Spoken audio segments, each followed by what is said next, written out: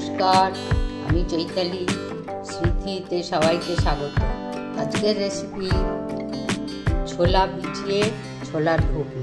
আমি এই ছোলাগুলোকে ভিজিয়ে রেখেছিলাম সারা রাত। আমি এগুলো পেস্ট করে নেব। তার মধ্যে রয়েছে টমেটো,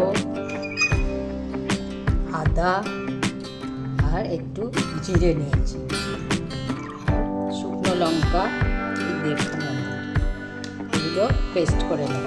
আমি সর্ষের তেল দিচ্ছি কড়ায়, একটু জিরে ফোড়ন দেবো, পুরো আধখানা লঙ্কা, শুকনো লঙ্কা, একটু দারচিনি আর দুটো ছোটো এলাচ।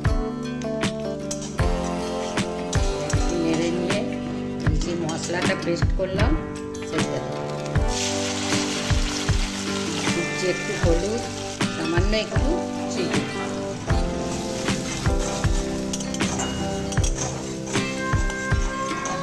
মশলাটা বেশ ভালো করে ভাজা হয়ে গেলে আমি ছোলাগুলো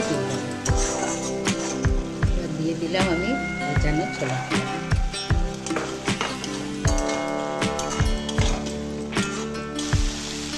মিক্সি ধোয়া জলটাও দিয়ে দিলাম এর মধ্যে।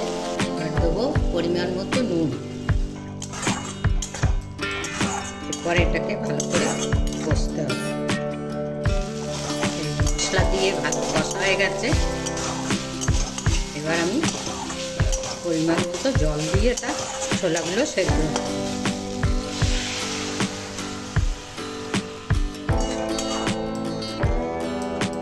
একদম মাখো মাখো হয়ে গেছে। ছোলাও সেদ্ধ হয়ে গেছে। লাস্টে ধনেপাতা ছড়িয়ে দিলাম। খুব কম সময়, খুব কম উপকরণে খুব একটা সুস্বাদু জলখাবারের বা ডিনারের পদ হয়ে যায়। এটা রুটি দিয়ে, পরোটা দিয়ে খেতে খুব ভালো লাগে। তোমরা এইভাবে করো এবং আমাকে জানিও কেমন হয়েছে। গ্যাস বন্ধ করে দিলাম। আমি রুটির সঙ্গেই সার্ভ করলাম। করে আমাকে জানিও। সবাই খুব ভালো থেকো। আবার দেখা হবে অন্য কোনো রেসিপিতে।